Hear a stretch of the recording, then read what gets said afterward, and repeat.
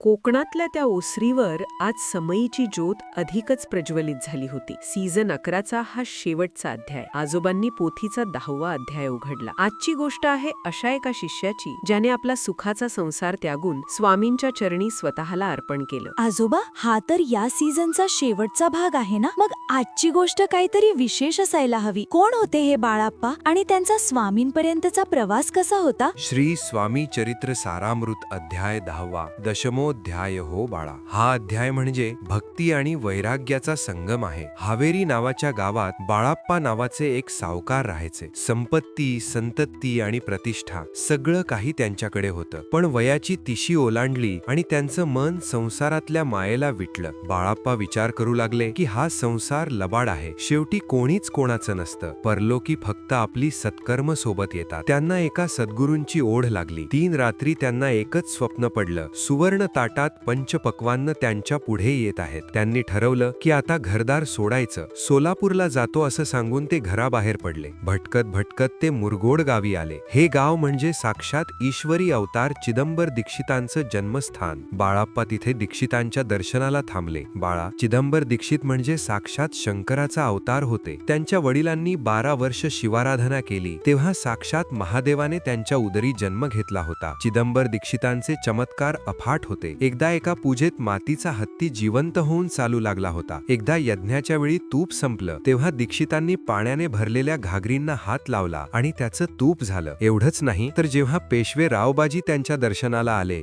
तेव्हा दीक्षितांनी भाकीत केलं होतं की तुझं राज्य जाणार, आणि तसंच घडलं. बाळा, सर्वात महत्वाची गोष्ट सांगू का? मुरगोडमध्ये बाळाप्पांनी ऐकलं की अक्कलकोटमध्ये एक महान यती प्रगट झाले आहेत जे भक्तांचा उद्धार करत आहेत. मग बाळाप्पांच्या पावलांनी अक्कलकोटची वाट धरली. बाळाप्पांची भक्ती आणि स्वामींची त्यांच्यावरची कृपा कशी झाली हे आपण पुढच्या सीझनमध्ये पाहणारच आहोत. पण या सीझनमध्ये आपण पाहिलं की स्वामी कसे गरिबांचे कैवारी आणि अहंकारी लोकांचे शासन करते आहेत. आजोबा, हा सीझन तर संपला, पण स्वामींच्या गोष्टी ऐकून मनाला किती शांती मिळाली. स्वामींची ही सावली आम्हा सगळ्यांवर कायम असू दे ना. हो बाळा, भिऊ नकोस, मी तुझ्या पाठीशी आहे. हा स्वामींचा शब्द कधीच खोटा ठरत नाही. जो अनन्य भावाने त्यांना शरण जातो त्याचा योगक्षेम स्वामी स्वतः वहतात. श्री स्वामी समर्थ. बाळाप्पा अक्कलकोटला पोहोचले आणि स्वामींच्या सेवेत विरघळून गेले. सीझन 11चा हा प्रवास इथेच संपला, पण स्वामी चरित्राचा हा महासागर अथांग आहे. पुन्हा भेटूया अशाच अद्भुत गोष्टींसह. तोवर पाहत रहा आजोबांच्या गोष्टी. श्री स्वामी समर्थ.